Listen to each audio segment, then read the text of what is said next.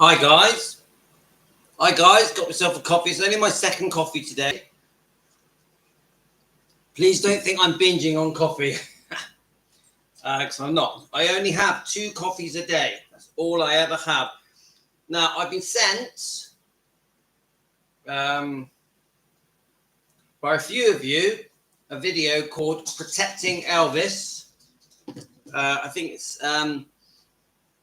we know it's a follow-on of the story with the Memphis Mafia.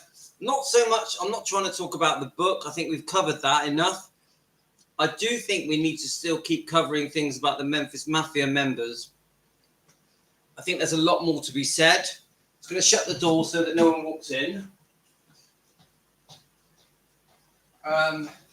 So, it's a bit of a rush. I'm a little bit in a rush because I'm going to take my son to the dentist. So I'll give you guys a chance to jump in. So I wonder if I can get, while we're waiting for people to join us, I wonder if I can get some of my Memphis Mafia videos to come up on my, you know, my shorts. Yeah, there's one there. Okay. Right, here we go. I'm just going to play a few of these, just while a few more of you join on. I know that a lot of you are still asleep. So if you're just waking up in America, morning to you. Coffee time, guys. Butter coffee. We're into our butter coffee. So actually, I think I'm going to hold these because they're quite. So it's Defending Elvis Presley, guys. Fans want the truth. I'm in Southwest UK. My name's Louis. I've been a lifelong Elvis fan since I was about 4, so over 50 years. And I feel I have a calling in me to defend Elvis Presley. It has been brought on through the comments of the Elvis fans, the subscribers, the members. I never started out as an Elvis defending channel. It just developed and evolved almost like it was meant to be, guys. So I do have this strong passion to defend Elvis. So whenever things come up that bother me, I jump in there, I say my point of view. Now, I am no expert. I want everyone to know this. I am no Elvis expert. I'm not a researcher. It isn't my job. I just do it because I'm an Elvis fan at home in my kitchen at the moment. And I get things wrong. I get my facts wrong. I don't bury myself in books. I don't read loads of books. I just spend a lot of my time learning about Elvis in many different ways. So please, if someone's going to criticize me, don't class me as an expert, because I am definitely not an expert. I'm just a guy at home in his silly vest talking about Elvis. That's all I am, guys. But I do have strong, passionate views. I do. Right, so we're going to play a couple of shorts just to... hi, Rebecca. We're going to play a few shorts just to give people a chance to join us. Even if we wanted to, which none of us do, to cut them out from inside, we can't. We grew up, around him, and it helps me a lot. I will see him again. I will see him. If there's any way Elvis ever had a doubt that we cared for him, I think this right here, if he's able, out there somewhere, to visualize it or see it, the doubt's gone. No, it's been 20 years now, almost. And it started out with a little group. Others came along. Others came along. They've all gone, but the original group is sitting right here. We were part of something unique. We didn't even realize what we were part of until after it was gone. We spent a lifetime with a legend from the time we were kids until we were grown men, and it was a hell of an experience. We still miss him. And I believe that when they were saying all these things, they meant it. Let's just see what this clip says. In 57, the group was like 10 or 12 people. By the early 60s, it settled down to about 8 or 9, and then it settled down to about 4 or 5. Then it increased again when he added the younger guys. The core members was myself and Red, and Sonny West came on earlier. And then there was There was Jerry Schilling came on, I think, about 63. George Klein was just a disc jockey here, and we'd see him when we would come back and forth to Memphis. But Richard Davis, Mike, I can't think of Mike's last name. Of course, Marty Lacker always. Marty came on in 1960, really, but he was in school with Elvis. The group, the core group, of course, was Red and myself, and Red was an Alpha Jailhouse Rock because he was in the Marines. In '57, the group was like 10 or 12 people. Yeah, I mean, he says the core group was Red Western himself. Ooh, I don't know if I'd agree with that, but wonder who you guys would class as the core group. There's different members that joined at different times. It's very interesting, Mike. I'm finding it interesting the way that he explains what years they started. I need a couple of comments off that short. Anyone who wore the TCB necklace was part of the Memphis Mafia or the inner group, as Elvis would give them to the guys as a way of saying, "You're on my team, Team Elvis." Okay. So then we've got great book to read is Elvis and the Memphis Mafia by Alana Nash. It's with Billy Smith, Marty Lacker, and Lamar Fike. That's from Kerry Delano. Let's see what else is said. He left out Joe Esposito, of course, and Charlie Hodge, is it? Did he mention Charlie Hodge? I'm not sure if he did.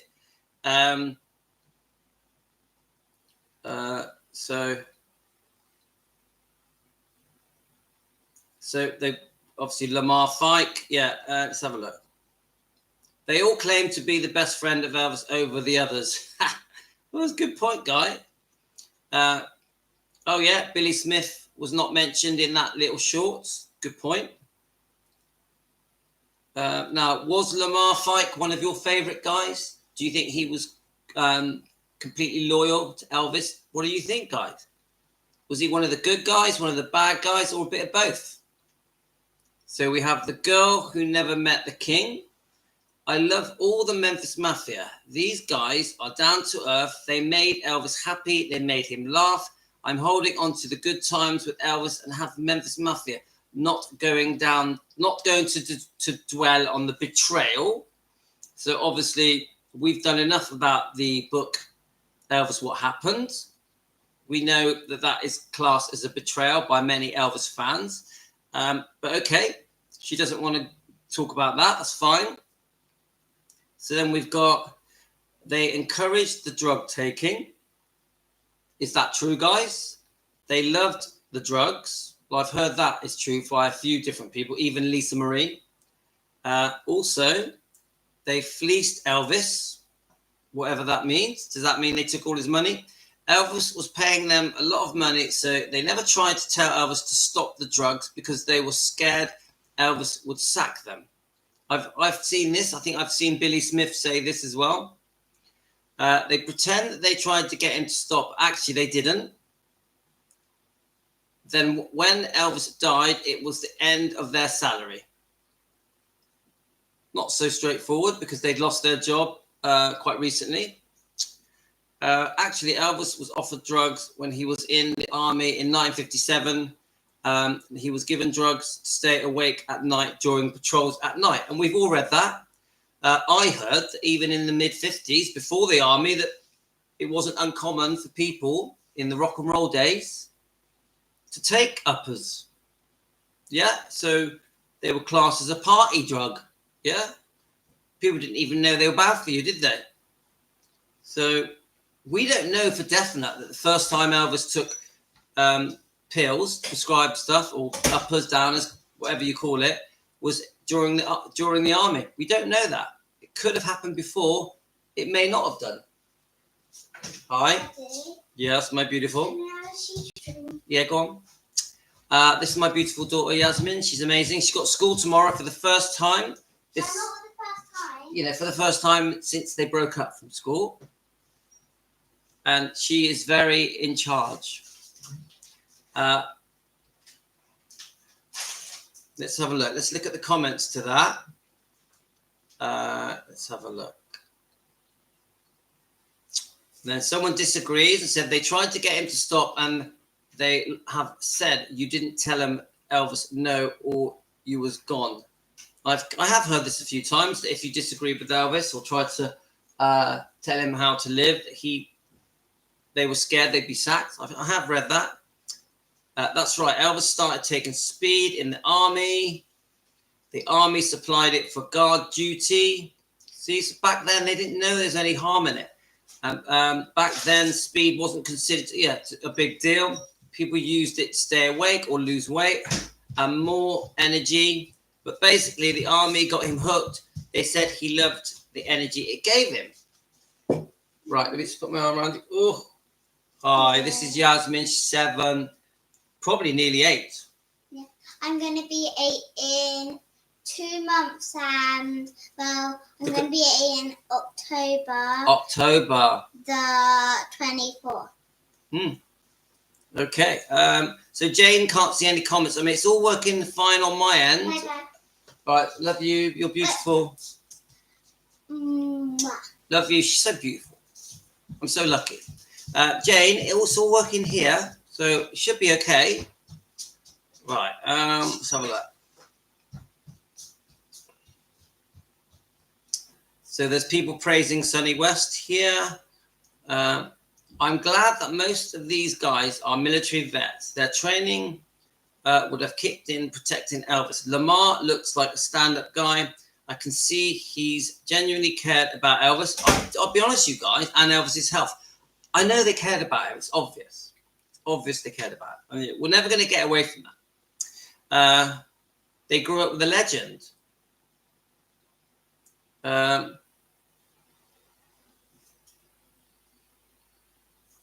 So you could read the others.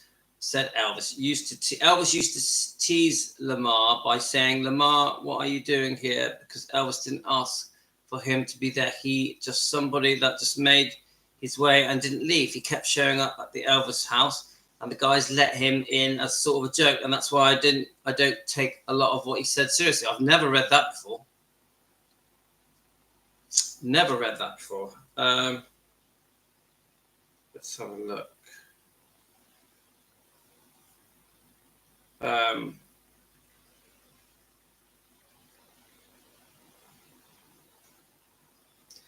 Okay, let's keep going. Right, so what I was going to do, anyway, because I could keep reading comments. There was one comment I did want to read because I thought it was worth reading. Let's have a look. So we've got CKC Design. Are you on, my friend? I can see we've got Deborah, Rebecca, Jane, chilling in Canada, satin in at the moment. Right, so Elvis, let me just reply. Great, thank you. I'd love your feedback. Right.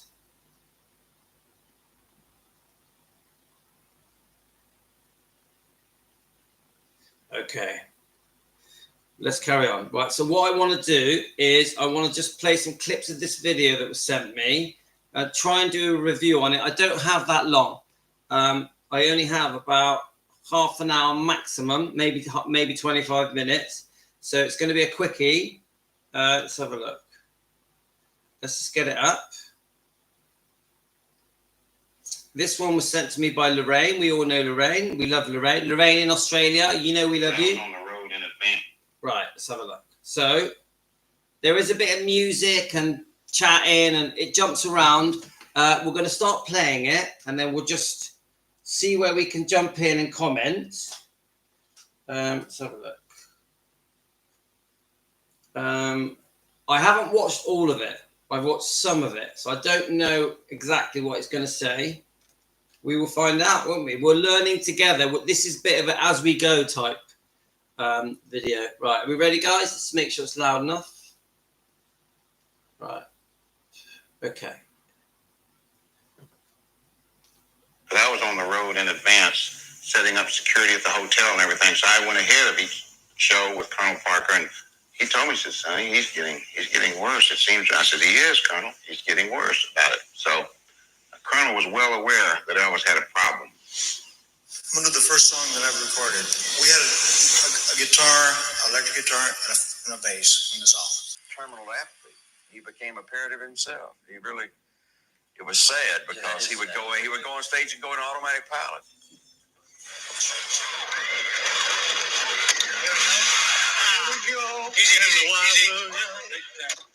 Good shot. Let me just pause that. I'm just gonna keep stopping and starting on this because I'm just trying to find a way I can do it so that right. Let's push the laptop back, and you know I didn't like that the point that he said there. You can't prove he's crazy. Elvis wasn't crazy. Elvis wasn't crazy. He had problems with overtaking prescribed medication because he was in chronic pain and discomfort. Couldn't sleep. Couldn't wake up, you know, just so many things. But he wasn't crazy. He was not crazy. Let's just keep listening. We'll just see how it unfolds. But I don't like that he said that. That bothers me. I think that was Joe Esposito, isn't it? There was a man, a lonely man, who lost his He didn't like to be around new people. He didn't trust them. He trusted us. We were a source of comfort. He could be what he wanted to be around us. He could be himself. a heart that cared. These were prescription drugs. So The doctors were. let me just pause that again. So I agree with that. Elvis created his world, his bubble. I think many of us have chatted about this before. And what's wrong with that? You know, we've got the most famous man in the world, literally cannot go out anywhere without being not attacked, but what's the word? Yeah. And he had to live an upside down life. He could only go out at night, which is why obviously when he was younger, he would hire out the fair and the cinemas and skating rinks, etc. But that man had to live upside down. It wasn't because he was a recluse. This is what people get it wrong, in my opinion. They think Elvis was a recluse locked away in his bedroom. It's not true. It's not true. He just, during the day, slept, at night, lived his life. It doesn't mean he was a recluse. I would never accept that he was a recluse. And yes, he did have to pick his friends and create his world because of his fame. He was a prisoner of his fame. That's the truth, guys. He's abusing them, but they're not illegal drugs in his mind. But I just quickly, I have to pause on that. He's just said Elvis was abusing them. Well, does he know that? Did he know how sick Elvis was? Did he know all the different chronic illnesses that Elvis had? Did he know about that Elvis had genetically inherited sicknesses? Did he know that Elvis had been sick even as a child? So he's saying he was abusing them. I'm not saying he wasn't, but I'm saying how would he know if he was? Now, a desperately sick man is turning to his doctor for medication, looking for any way to make himself feel better, to relieve the pain, relieve the discomfort. So I think Elvis was taking a lot of pills or prescribed medication because he felt he had no choice. He was trying to fix himself, get better, stop the pain, stop the discomfort. With Elvis Presley, I grew up and became a middle-aged man with Elvis Presley, and then all of a sudden, it's over. I knew the drugs had him, they were going to get him, and there was no turning back. I felt sick.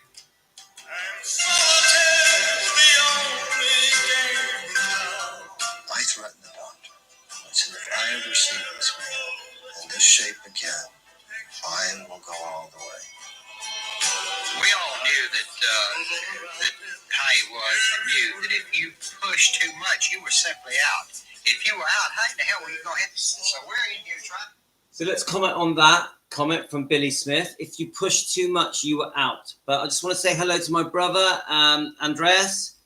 Just so you know, I have to be, this is from my brother, I have to be at Senorita's at 1:45. So we don't have much longer. And it's because Rio is having his tooth out. So we're leaving here at 20 to 1. No, 20 to 2 to take Rio to the dentist. That's for my brother. I need charger. Okay, let's get you a charger. Right, let's keep playing. Oh yeah, hang on. I wanted to comment on that point. We keep hearing that many of them were scared to speak their mind to Elvis in case they lost their jobs. I do keep hearing that. And then I think there must be some truth in that. So just so you know, we're reviewing this. I can't explain to you how many pills I'm Right, plug it in, charger. Yes, we are. I'd Yes. simply be there and I'd say, well, while I'm at it, shove a few over here and take it and simply flush it. No, I not took today. pills and I take Placidils and drain them suckers with a needle and then blow air back into them to hold them up so because it'd be too many. And that way I'll cut down as best I could. But if he didn't get that feeling, boy, he was somewhere getting them. So obviously, Billy Smith is saying that they tried to reduce the amount of medication that Elvis was taking using placebos. And Billy Smith also says if Elvis didn't have that feeling, you know, that floaty feeling that you get from medication like painkillers, sedatives, some of you call it opiates, is it? That he would know and that he would get annoyed at them. So they were always worried that they didn't over reduce the medication he was taking in case he realized it. So let's just keep listening. I'm not saying that everything Billy is saying is correct. I'm just listening. We're just reviewing this short video. It's only about 12 minutes long. You're damned if you do and you're damned if you don't.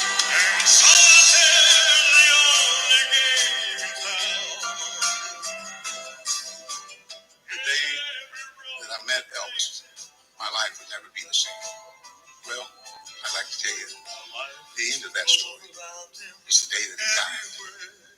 My life changed and will never be the same again.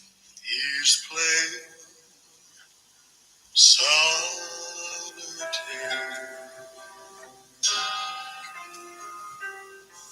Even if we wanted to, which none of us do, to cut him out from inside, we can't. And those words that beam through that music, it's so true. They never were going to cut Elvis out from inside. I personally believe that the Memphis Mafia, all of them, any of them that did something that they regretted, obviously the not just the book, other things as well, other interviews, documentaries, biographies, things that were said that I think shouldn't have been said. I think they all regretted it, but they never admitted that they regretted it. I really believe they did. I wish the book wasn't written. I really do. I also think that they loved him to the day they died. Most of them are passed, unfortunately. I honestly do believe they loved Elvis, but they let him down. Some of them let him down. I really believe that. Some of them let him down. Let's keep listening. When he started experimenting with the, the down stuff, that's when we started getting concerned. I'm saying move, but Morty Booth, let me tender I'll go later. I gotta do this first. This is a song that I just recorded. It's an old song called Unchained Melody. I had to play the piano, so it'll take just a second. The down stuff is like Demerol and things like that, pain medication that brings you and lets you down and kind of just float, Keys back here, you know what it is. Dilaudid is like a synthetic and it's 5 times more powerful than pure morphine. Mostly given to cancer patients, terminally ill cancer that just couldn't handle the pain. When I saw him, my heart sank. That's Gio. He's 15. He's my son. He's a footballer. I saw his face. I said, he can't last like this another 5 years. Is it out? I didn't lay back in the later years. That last year and a half, I didn't lay back. I said what I wanted to say. The hell of it is, after all, I look back on it, it didn't do any good, and that's what hurts more than anything. How you like it so far? You always had to have a challenge, and the cities, the tours, turned out to be the same cities over and over. When he kept saying, man.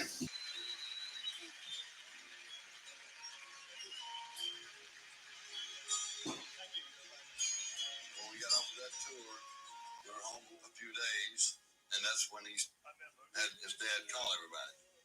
He called them, and then he called me. He said, Vernon said, Red, we got to cut back on some expenses here. We're spending too much money, and we're going to have to let some people go. And I can't explain the feeling. I just felt empty after all these years, after all we've gone through. But I knew, I'd gone and come back. I knew I'd never go back. I knew this was it. It was over forever. I do think that was it for Red. That was it. He had made up his mind. Yeah, he dug his heels in, and we all know what comes next with the book. Hi, yes, my lovely boy. Is it 7 o'clock? Nearly. Right, let's listen to this next bit, because I think it's quite critical. Hurt to start with. I tell you, when we were given 3 days' notice by his father and a week's pay, after 16 years, we all had families, and he wouldn't talk to us himself. He flew out of town and let his father do it. You'll be free, but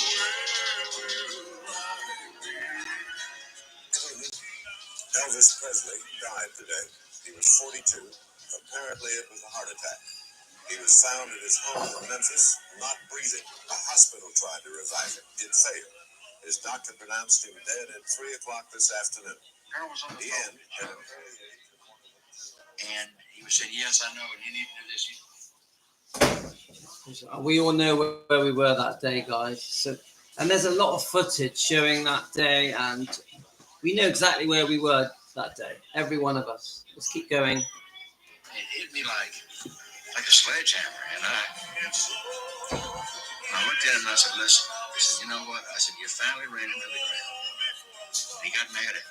I said, you know what I'm talking about. I said, y'all wouldn't let him up. He kept working. We were trying to present him with a challenge, because if he looked back and saw all these things roll in front of him and know that they were true, I don't know how he might have dismissed them in his mind as the years went by. Well, it went like, and that's what I meant when I said maybe it will do some good for him, for the drug culture, for people to realize no one is out of reach of drugs, man. Here is a man that had it and started off with it that way, and the drugs took it away.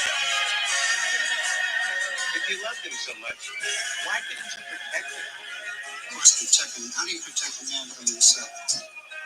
We wanted more than anything else to see him as he was in his prime. On the stage, it's nothing new.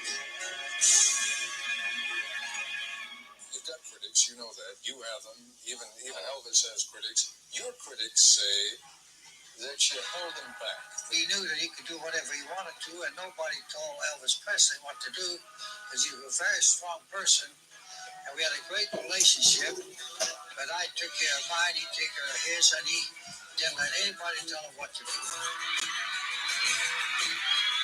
Love this, guys. Down in Louisiana, where the alligators grow so mean, there lived a girl that I swear to the world made the alligator look tame. Oh, Sally Ann. Come here, Rich. Go on. Everybody said it was a shame, 'cause the mama was working on the chain gang. A mean, vicious, straight razor woman. Now every day before Yeah. summertime, Go on, Linda. go down by the truck patch. I agree, Elaine. Ivy Bex.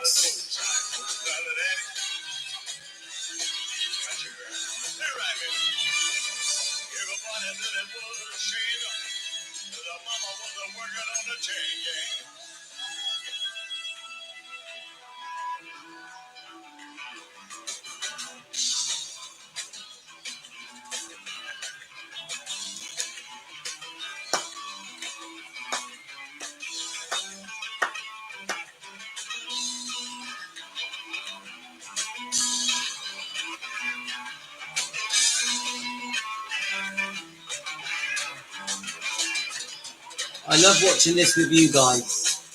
Daddy was Yeah. Baby had a bad back. All her brothers were big for. She did watermelons out of my truck. That folks better than it.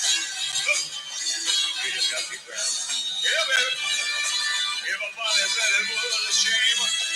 Cause our mama was working on the chain gang. Woo. Yeah. Do it to me, come on.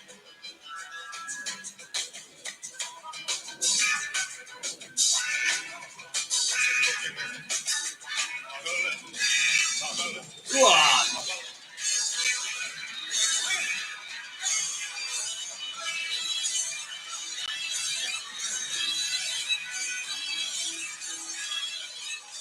Woohoo.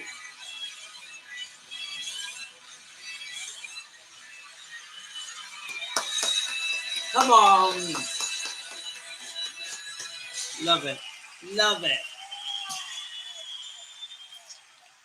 Love that.